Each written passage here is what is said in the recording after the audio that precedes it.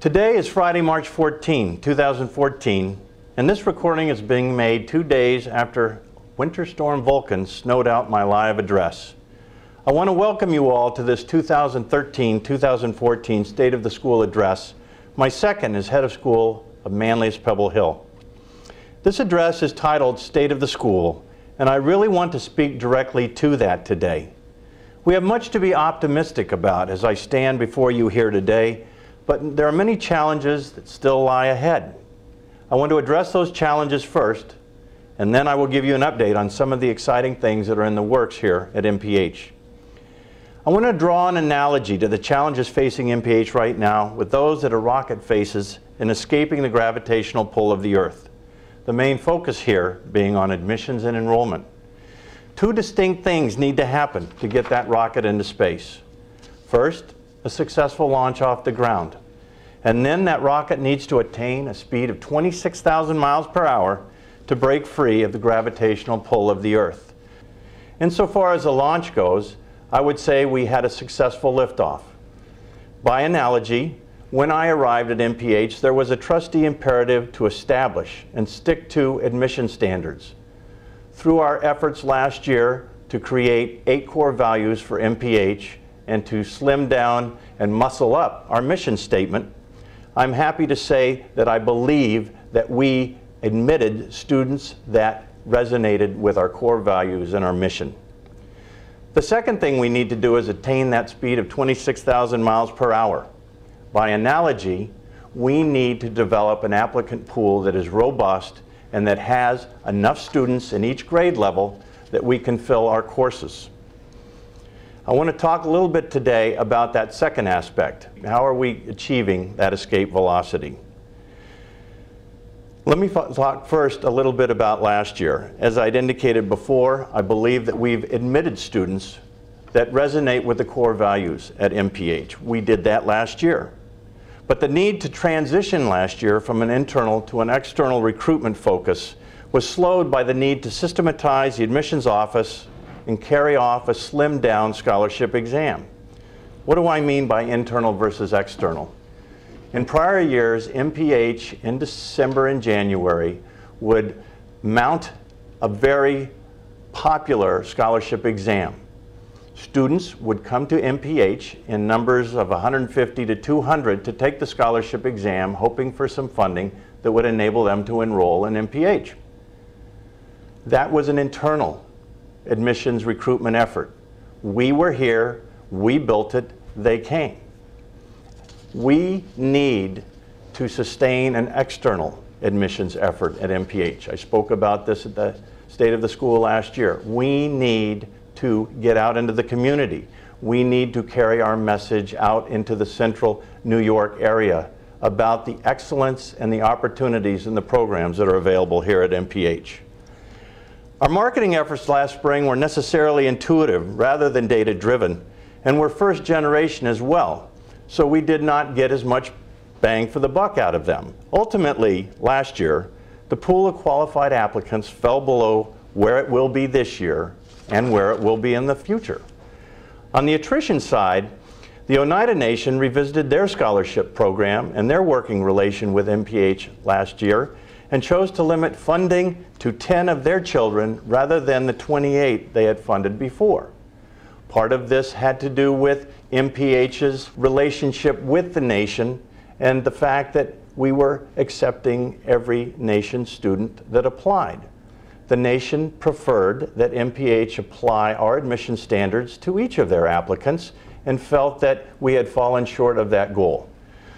Henceforth, we will be very circumspect about making sure that any students that are admitted to MPH resonate with our core values and our mission. So last year, in narrowing the band of acceptable candidates in our pool and absorbing additional substantial attrition, we needed in June to realign our enrollment for this coming year to 460 students, which was 53 fewer than we opened 2012-2013 with. Let me talk a little bit about this year. 460 continues to be our target number for next year. To date, we are running even with applications from this same time last year. And this is noteworthy given that we have moved entirely away from the scholarship exam. Pending the outcome of our strategic planning efforts in the realm of communications and marketing, we commissioned in December an abbreviated marketing study to underpin a short-term January through April marketing initiative to reach and drive applicants to MPH. This resulted in our current Uncommon to the Core campaign, and I'll say more about that shortly. We have also beefed up the offerings of special events that bring outside families to campus to learn about our programs and why we are uncommon to the core. These events include a spotlight on performing arts, which will happen on March 20th, a spotlight on STEM education for middle school, which will occur on Thursday, March 27th, an admissions breakfast for middle and upper school students and families on Tuesday, March 25th, an admissions breakfast for lower school families on March 28th, and an open house for pre-kindergarten and kindergarten families on April 5th from 9:30 to 11 in the morning. So, hearkening back to the focus of this talk, the state of the school, the $64,000 question in admissions enrollment at this point in time is, will we achieve our enrollment targets for 2014-2015? Will we achieve escape velocity? A key factor in being able to do that will be asserting our identity and distinctiveness in the CNY community. This is where our Uncommon to the Core comes into play. This message is designed to do two things. First, to capitalize on public discontent with the Common Core standards that are driving high-stakes testing and teaching to the test in the public sector. Second, it's designed to capture inquiry and interest from outside families so that we can accentuate the other areas of uncommon distinction between MPH and a public school experience. We need a reality check here. The public schools, Janesville DeWitt, FM, Cazenovia, Skaneateles, those are our biggest competition. We have a huge advantage over the public sector schools in not being held to the Common Core standards. And I want to share with you today the best explanation I have heard yet for what that advantage is. At a fall meeting of heads of New York independent schools, one of the keynote speakers was a fellow named Young Zhao, who is an associate dean for global education in the College of Education at the University of Oregon. Dr. Zhao is an internationally recognized expert on the implications of globalization and technology on education, and he has authored numerous books on the subject, including Catching Up or Leading the Way, American Education in the Age of Globalization. In calling out the curricula that are developing around the Common Core specifically, Dr. Zhao noted that quite unlike independent school curricula that empower teachers to teach to greatness, the Common Core-driven curricula position teachers to have to teach to good enoughness. Drawing upon the work of Daniel Coyle from Coyle's seminal book, The Talent Code, Dr. Zhao notes that three essential elements are necessary to achieve greatness. First, it takes time. It doesn't happen immediately. He used an example of driving home with his daughter from her driver's test when she first got her license. She made a left-hand turn in an intersection and immediately started getting upset with herself because it was not what she perceived to be the perfect turn. Time is necessary to become an expert at something, to become great at something. One of the great complaints with the Common Core is it sets up a race to cover as much material as possible, thereby shortchanging the time necessary to do deep dives and achieve greatness. A second recipe and the ingredient for greatness is passion.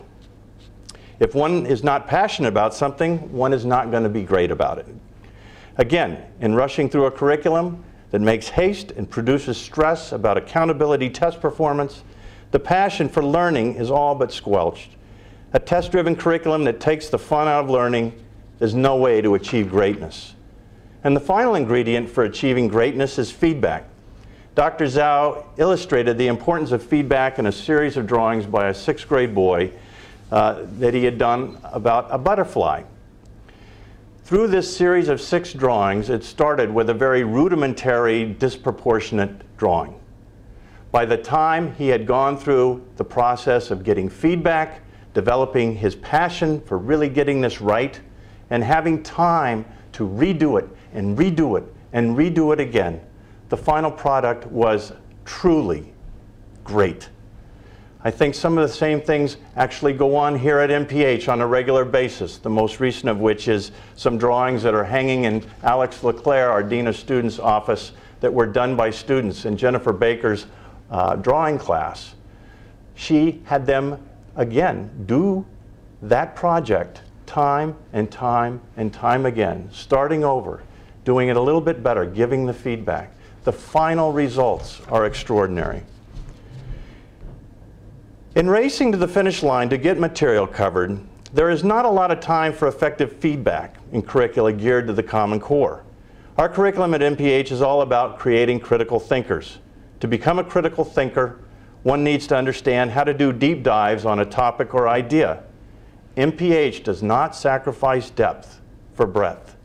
Ironically, the Common Core standards were established in the first instance to promote deeper dives into topics and ideas. But the companies that propagate accountability testing and the politicians who want to exact accountability have compelled school districts to create curricula that short-circuit the objectives of the Common Core standards. At the end of the day, Dr. Zhao notes that independent schools like MPH have an advantage precisely because we are set up to teach to greatness, and we must not lose sight of that. Once we entice families to take a look at MPH with our Uncommon to the Core message, we are then able to share some of the specific things about the school that makes us so uncommon. A few examples. Students at MPH get to own their education. Their interest and passion help determine the depth and direction of their studies. We're just coming off a series of conferences in the middle school and upper school last week where advisors and students met with parents. And students, under the direction of advisors, had to explain to their parents how they were achieving, where they were having challenge areas, and in directing these conferences, these students were owning their own educational success. I think students are shown at MPH how to think and learn, not what to think. Students are encouraged to engage in fearless writing in any form and receive rigorous training in crucial communication skills where they learn to write persuasively and speak articulately. MPH transformative teacher-student relationships are at the core of the MPH experience. Our faculty revel in knowing our students well and understand what makes them tick. Most middle school and upper school faculty teach in both divisions at MPH, allowing them the opportunity to impact the growth and development of students as they progress through multiple grades. Pre-kindergarten through 12th grade students occupy the same spaces on a single campus here at MPH and interact frequently. This allows MPH to exist as an incubator for leadership. Younger students watch older students lead and learn how to do it. Older students understand they are expected to take on leadership roles with the younger students. MPH encourages diversity with open arms, and as a school is one of the most racially diverse schools in Onondaga County, with the exception of the Syracuse City Schools.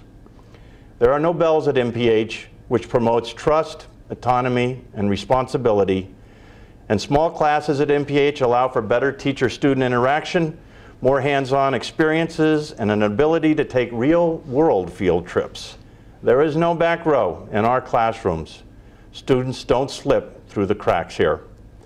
MPH has an extensive alumni network, over 4,000 strong, that is available to students for networking, internship opportunities, and career consulting. Musical education is embedded into all grade levels at MPH. Chorus is popular in all grade levels, and instrumental instruction can begin in grade 3. For our youngest students in pre-kindergarten through 2nd grade, MPH offers Suzuki strings instruction under the leadership of a certified Suzuki instructor. And finally, MPH has a collegiately competitive Model United Nations program. In fact, the group just returned from London, having won honors as the best medium-sized delegation at the conference, besting teams from around the globe comprised of college and graduate level students. These are just a few of the things that make MPH uncommon to the core. So in achieving that 26,000 mile per hour escape velocity I have been referring to, I need to acknowledge the psyche of the faculty, the staff, and the administration following the June 2013 realignment I referred to earlier. And going from a student body of 510 students in 2012 to 2013 to a student body this year of 460, that loss of 53 students occasioned a need on our part to resize our faculty, our staff, and our administration appropriately. MPH is a family. When we resize a school that occasions the departure or the moving from a full-time to a part-time position for 12 to 16 faculty, staff, and administrators, that puts a very difficult heartache on our whole community. We are still experiencing that heartache. The psyche of the faculty is very much still focused on the events of June 2013. Of course they are. What my fondest hope is that we achieve that 26,000 mile per hour escape velocity. We meet our enrollment goals for 2014-2015, and we're able to move into next year without having to resize or realign any of our faculty positions, our staff positions, or administrative positions. But I want to be clear in this state of the school that the psyche of the folks who bring the MPH experience to life is a big factor, and it's been something that, that's been weighing on all of us this year, particularly them. So let me sum it all up. All of this leads me to observe that we clearly have a successful launch of our MPH rocket, but time will tell if we are able to reach that 26,000 miles per hour in our admissions effort by the beginning of the summer. Let me turn now to some of the exciting things that are happening here on campus. Strategic planning. We're in our second year of strategic planning. This year's work is focused on 4 areas: admissions and enrollment, teaching the whole child, advancement, which includes development and marketing, and building and grounds. Task forces particular to each of these areas completed substantial work and research earlier this year from September to December. Community-wide listening sessions were conducted here on campus in November and December with our strategic planning consultant, Maggie Schmanik. Most recently, parent, alumni, and employee surveys from SurveyMonkey were completed in record numbers and are providing massive quantities of data that we will take and use as we head into a very special 2-day strategic planning retreat at the end of March that will bring trustees, the members of the Strategic Planning Steering Committee, and area heads within the school together to craft goals and strategies for accomplishing those goals that will anchor our strategic plan and chart a course for the school for the next 3 to 5 years. Action steps to advance these goals and strategies will be distilled post-retreat by the Strategic Planning Steering Committee over the spring, and then recommendations about those action steps will be made to the Board of Trustees. By way of example of possible action steps, I want to acknowledge that it's been suggested to me by several families within our community that we should have a baseball program here at MPH. Now, there are pros and cons on either side of this issue, but an action step I favor is to have a parent evening to hear parent views on the spring sports that we offer and to determine if we need to make a change in that area. By June of 2014, the trustees will adopt a final strategic plan that will then be announced to the community and will be implemented over the next 2 to 3 years. There are 2 school-wide initiatives I want to share with you tonight. The first is that an evaluation protocol for teaching faculty, 3 years in the making, will be ready for launch next year. The effort to develop the program began 3 years ago when the school's academic council began developing a rubric for evaluation that culminated in a final product that was rolled out at the end of the 2011-2012 academic year. One of my tasks as the new head of school 18 months ago was to craft a protocol to implement the rubric, which I turned my full attention to last summer. At the beginning of the current school year, I introduced the protocol to faculty, and we have been working to fine-tune it during the course of the year. I want to talk a little bit first about the anatomy of the rubric, and I'd like to show that to you. This is the first page of 3 pages of the rubric. Each page covers a main area of focus. The first covers the professional ethos sphere.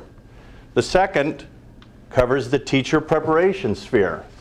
The third covers the classroom sphere.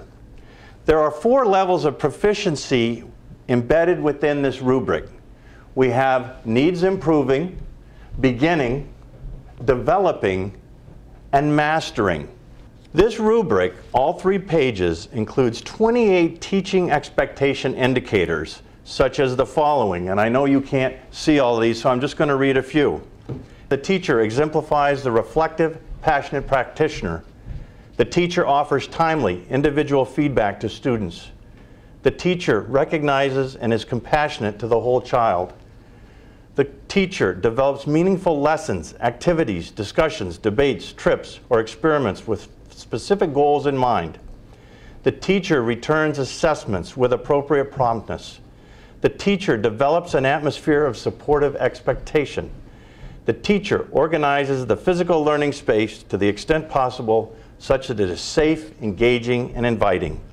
These are just some of the 28 indicators that are reflected on the left in this rubric. A word about the evaluation protocol itself, as originally conceived, is that evaluation would be conducted by a team of 3 that would include a teacher's division head, a second member who would be a department chair or a second division head, and the third is a colleague of choice. A teacher gets an administrator, a teacher gets a second administrator on their team, and then the teacher gets a colleague of choice. The idea in our evaluation system is that faculty will undergo a year-long evaluation every 4 years. And as initially conceived, administrative evaluators would have to be trained in the art of observation and assessing good instruction before they could engage in an evaluation. So let me engage in a reality check about evaluation at MPH generally. What I want to emphasize is that we have gone from 0 to 60 miles an hour. We have gone from literally no teacher evaluation system to a very comprehensive rubric and protocol that is something we have not done before. A couple of things are outcomes of this. First, it's scary for faculty, particularly coming off the realignment that I spoke about from last June. What we have tried to emphasize is that this evaluation protocol, this evaluation system is designed to encourage growth and improvement. It is not designed to weed out. So in the process of finding professional consultants earlier this year to come in and train administrators and department chairs in the art of evaluation, the idea emerged in my mind that why do we just train administrators? Why don't we train all of the faculty so that all of them understand what will be expected in the classroom, what evaluators will be looking for, and so that faculty can have an aspect of participation in creating the rubric that does that. So ultimately in November we engaged in a 2-day in-service with 2 outside consultants and trained all of us in the art of teacher observation and instruction.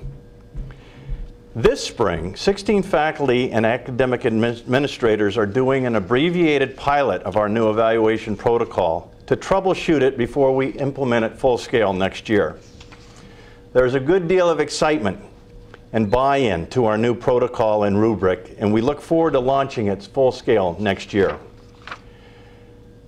I want to mention something about internal metrics assessment. I mentioned at last year's State of the School that we were looking at standardized testing instruments that would serve us better than the ERBs that we were using prior to that time that we gave annually to 5th, 7th, and 9th graders.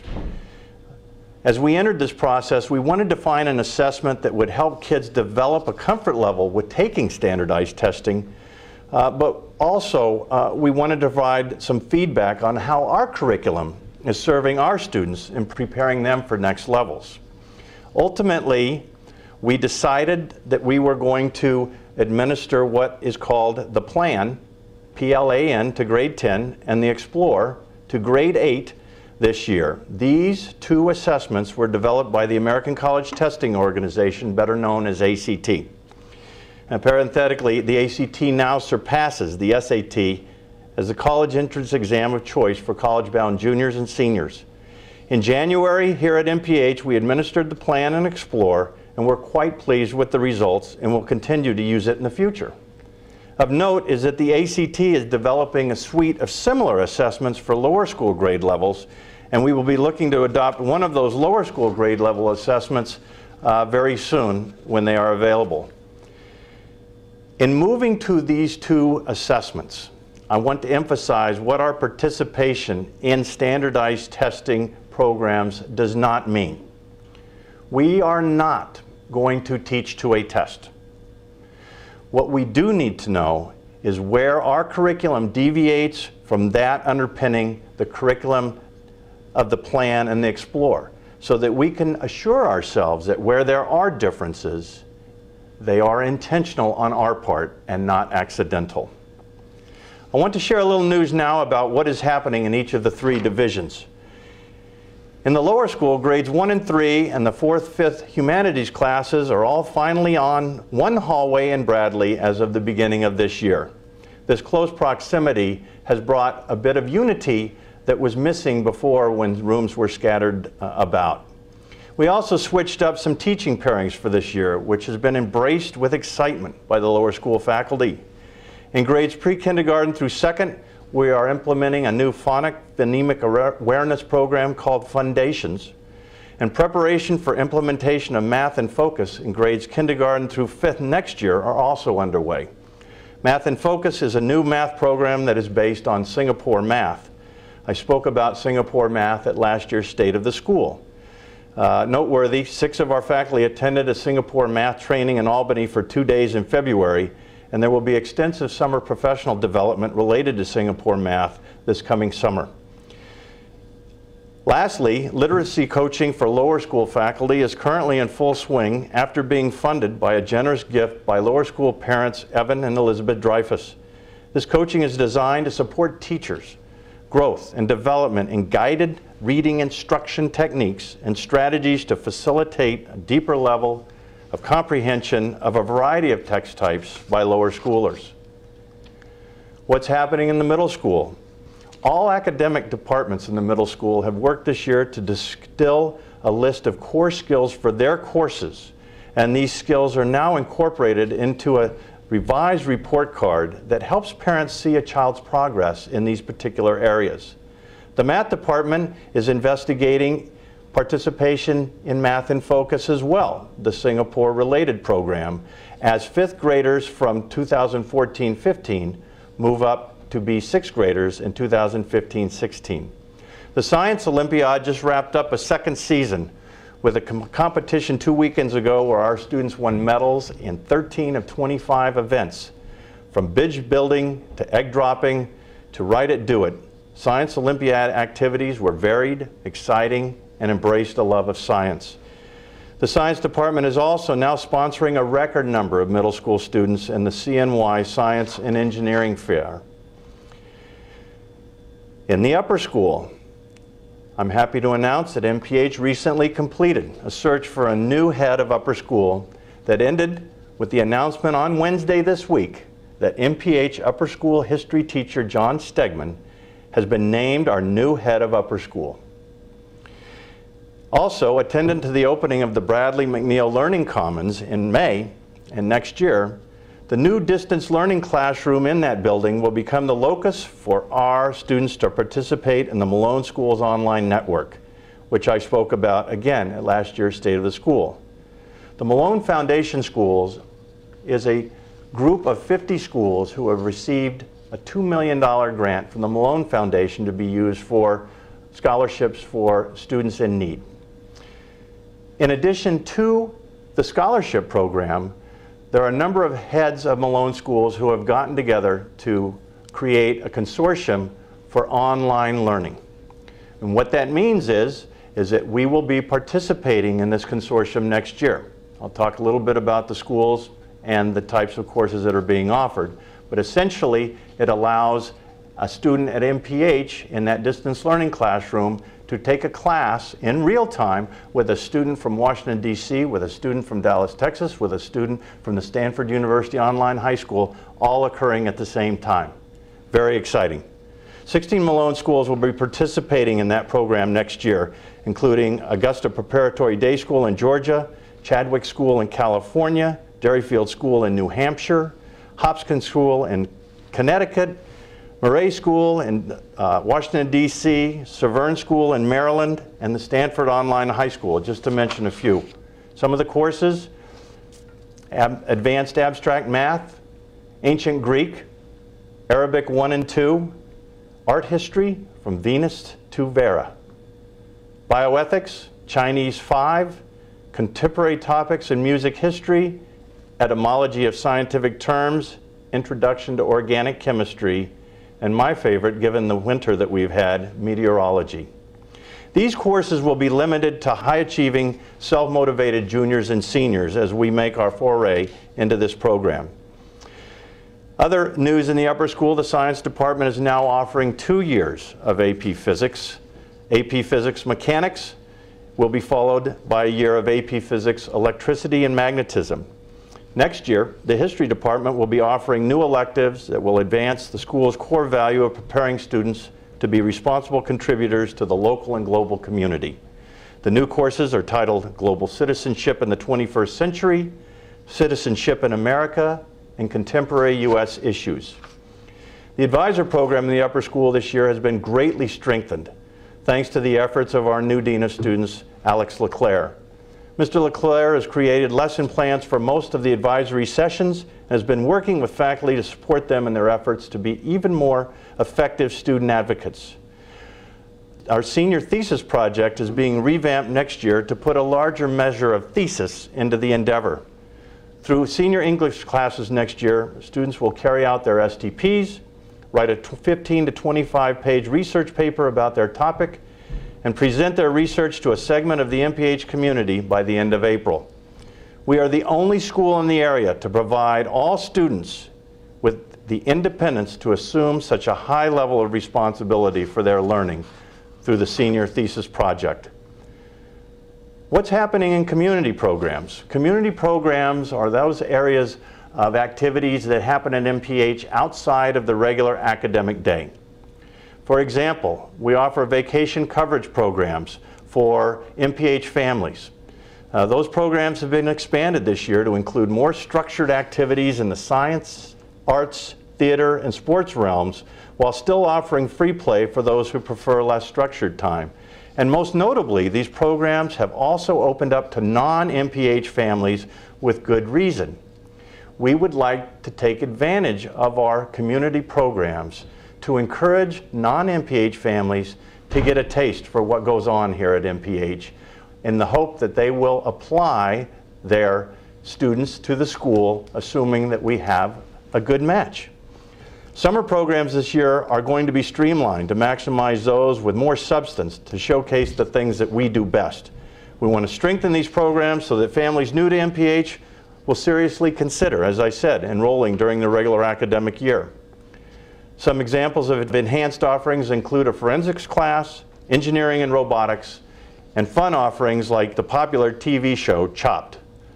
Also, more adult education classes will be offered in the spring and next fall, including graphic design and social media savvy, just to name a few. An update on fundraising this past year. I've been excited and encouraged by the fundraising activity that has taken place in the last 12 months since my last State of the School address. Our annual fund is $8,000 short of its 2013-14 goal, with 25% of the year left to go. $8,000 short with 3 months left to go. We've raised $279,000 in cash and pledges that has been collected towards our final goal of $287,000. Congratulations to Tina Morgan and the Advancement Office. That is amazing. At last year's State of the School, you may recall we had a shortfall of $450,000 to be able to finish the fundraising for the Phoenix Student Center, which is going to replace the breezeway. I want to report that in the past 12 months we've taken in $517,000, assuring full funding for that project. An additional $125,000 have been raised for scholarship endowment and other capital projects. A banner year. And finally, I'd like to close with an update on construction. A reminder that groundbreaking on the Bradley McNeil Learning Commons took place last May, and most of the site work for the building was completed by mid-October. In August, at the opening picnic, students had the opportunity to sign 2 of the beams that have been installed in the new Learning Commons. I will close this presentation with a video that shows you a number of pictures of the Learning Commons coming to life. A couple of them will be close-ups of those beams. I encourage you to look and see if you can find your signature there. And speaking of that opening picnic at the end of August 2013, there was another event that occurred that day that was tremendously exciting. It was the opening of the Schwimmer Family Playground that was the donation of the Schwimmer family. Every day, even in the deepest snow, since school has opened, that playground has hosted scores of MPH students during the school day, and after hours, it's one of the most attractive and popular neighborhood haunts as well. The actual construction on the building commenced on October 31st and has been ongoing ever since. LaChase Construction is doing that build, and we really enjoy working with them, and I'm happy to report that the project is on time and on budget. It's actually better than on time. It's slated for a handoff May 31st, which would be 2 months short of when it was supposed to be handed off. And while some preliminary work on the Phoenix Student Center will take place during the April vacation break, the full-scale demolition and construction will not begin until June 9th, right after graduation. Special safety walkways and paths will be in place this summer to ensure that MPH summer program participants will be able to travel safely around the Phoenix construction site. Watching the Learning Commons take shape these past 5 months has been a great deal of fun. The excitement on campus occasioned by this project is palpable. As I say, I want to close my State of the School address this year by sharing with you a video of our Learning Commons coming to life. Thank you very much for your support of Manlius Pebble Hill School, and thank you for your time and attention in watching this address. Have a good day.